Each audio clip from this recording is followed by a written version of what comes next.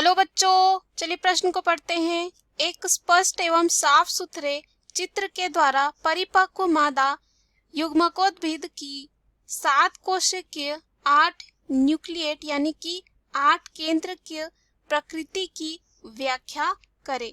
इस प्रश्न में हमें एक चित्र बनाना है जिसमें मादा युग्मकोद्भिद की 7 कोशिकीय 8 न्यूक्लिएट यानी कि केंद्रकीय प्रकृति की जो है व्याख्या करनी है। तो चलिए इस प्रश्न का हल देखते हैं। तो यहाँ पर अगर हम बात करते हैं मुख्य रूप से आवृत बीजी पादपों का मादा युग्मकोद्भिद यानी कि जिसे हम भ्रूण कोश कहते हैं उसमें 7 कोशिकीय और साथ ही साथ 8 केंद्रकीय होता है। तो सबसे पहले हम बात करते हैं मुख्य अवधारणा की। तो मुख्य अवधारणा इसमें हो जाएगा 7 कोशिकीय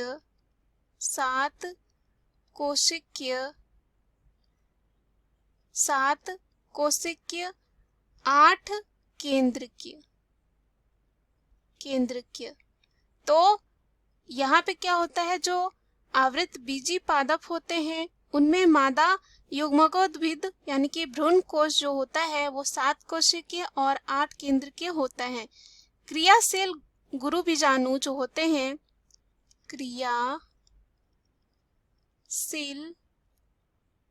क्रियाशील जो गुरु बीजाणु होते हैं, क्या होता है कि क्रियाशील गुरु बीजाणु का केंद्रक जो है क्या होता है, केंद्रक जो है समसूत्री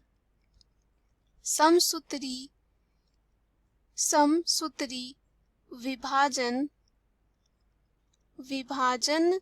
द्वारा जो है क्या करता है, 2 संतति केंद्र बना लेता है। क्या बनाता है, 2 संतति केंद्रक बना लेता है।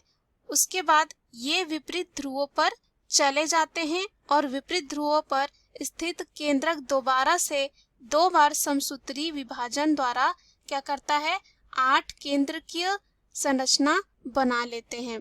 और यह जो विभाजन होता है क्या होता है, यह जो विभाजन होता है उसमें जो है मुक्त केंद्रकीय होता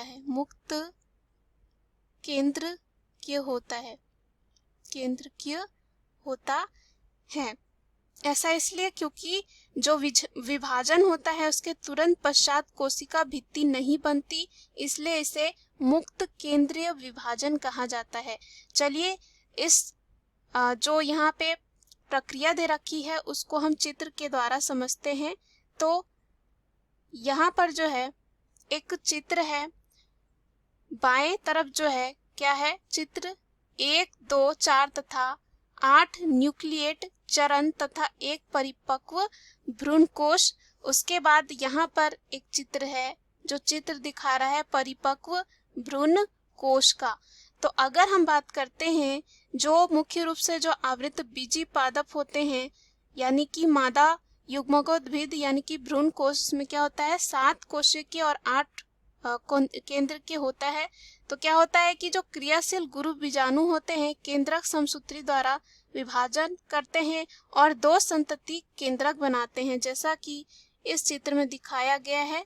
2 संतति केंद्रक बनाते हैं और यहाँ पे क्या होता है, ये विपरीत ध्रुवों में चले जाते हैं, जैसे कि यहाँ पे दिखाया गया है। दूसरे चित्र में विपरीत ध्रुव में चले जाते हैं और विपरीत ध्रुवों पर स्थित केंद्रक दोबारा से 2 बार समसूत्री विभाजन द्वारा 8 केंद्र के संरचना बना लेते हैं। यहाँ पे 1 से 2 होता है जैसे कि यहाँ पे देखा जा रहा है, और यहाँ भी 1 से 2 हो जाएगा और पुनः जो है यहाँ पे विभाजन होके 2 से 4 और यहाँ पे भी 2 से 4 हो जाता है। तो जो कुल होते हैं 8 जो है केंद्र की संरचना बनता है। उसके बाद यहाँ पे क्या होता है, जो 8 केंद्र की संरचना होता है उनमें बीजांड द्वारा की तरफ एक अंड कोशिका होती है, जैसे कि यहाँ पे दिखाया जा रहा है। अंड कोशिका जो है होती है तथा 2 सहायक कोशिकाएं होती हैं, जैसे कि यहाँ पे दिखाया जा रहा है। कितनी? 2 सहायक कोशिका जो है यहाँ पे होती हैं, जो यहाँ पे दिखाया जा रहा है। 2 जो है सहायक कोशिका होती हैं। उसके बाद ये जो है मिलकर क्या बनाते हैं? अंड उपकरण बनाते हैं। क्या बनाते हैं? ये मिलकर बनाते हैं। यहाँ पे हम देखते हैं ये बनाते हैं, अंड उपकरण को जो है बनाते हैं। किसकी बात की गई है यहाँ पे? जो 8 केंद्र की संरचना में बीजांड द्वार की तरफ एक अंड कोशिका, यहाँ पे जो है एक अंड कोशिका, और यहाँ पे जो 2 सहायक कोशिका हैं वो क्या बनाते हैं? अंड उपकरण बनाते हैं। तो यहाँ पे कितने हो गए? कुल मिलाकर 3। उसके बाद निभाग की तरफ जो होते हैं, यहाँ पे आप निभाग की तरफ देख सकते हैं, यहाँ पे भी जो है क्या होते हैं? 3 कोशिकाएं प्रतिमुख कहलाती हैं। क्या कहलाती हैं? प्रतिमुख, या बोल सकते हैं प्रतिव्यासांत।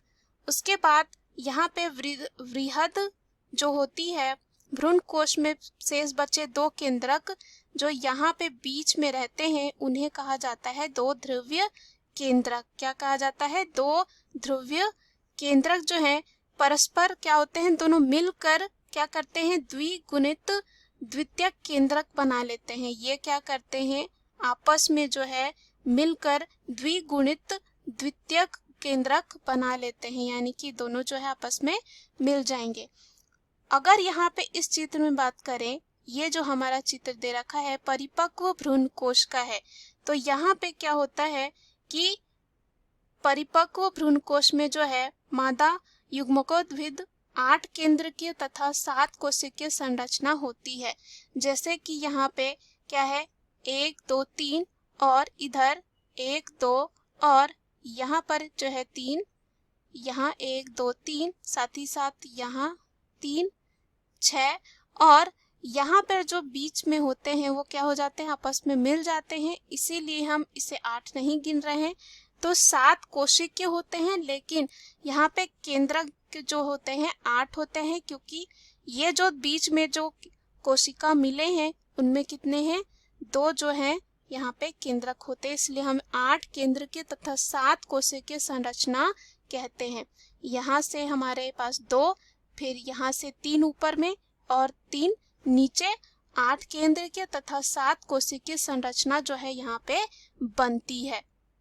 साथ ही साथ यहाँ पे आप देख पा रहे होंगे कि यहाँ पे जो है सहायक कोशिका जो है ऊपर की तरफ है, लेकिन इस परिपक्व भ्रूण कोश में जो है ये नीचे की तरफ आ जाते हैं, और यहाँ पे क्या होता है? जो तंतु रूप समुच्चय भी जो है एक बन जाता है। तो देखते हैं प्रश्न हमें क्या पूछा था। हमें इस प्रश्न में एक स्पष्ट एवं साफ सुथरे चित्र के द्वारा परिपक्व मादा युग्मकोद्भिद की 7 कोशिकीय 8 न्यूक्लिएट प्रकृति की व्याख्या करना था। दिए गए मुख्य अवधारणा के आधार पर हमने ये सिद्ध कर लिया है। आशा करती हूँ यह उत्तर आपको समझ में आया होगा। धन्यवाद।